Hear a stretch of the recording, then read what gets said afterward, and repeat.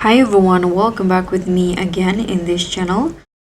In this tutorial, I'll guide you on how you can find the best keywords to sell your products or services using Google Ads in 2025. So not all keywords are equal. Some people are just browsing while others are ready to buy. So you need to focus on buyer intent keywords like buy, best price, or near me. And this will drive conversions, not just clicks. And next, you need to use Google Keyword Planner in here. You can inside the Google Ads, you can use the Keyword Planner. You can enter your product or service and check this one in here. So you can search volume, you can search for competition level and CPC, cost per click. And next, you can look for long tail keywords. So instead of targeting broad keywords like shoes, you can go for long tail ones like best running shoes under $100.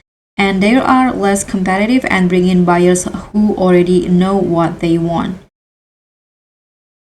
And you need to also spy on competitors. You can check what your competitors are ranking for using tools like SEMrush, Ahrefs, or Uber Suggests.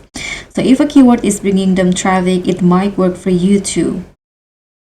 And now you can shortlist 5 to 10 high intent keywords. You can start small, run A or B tests, and let the data show you which one converts best.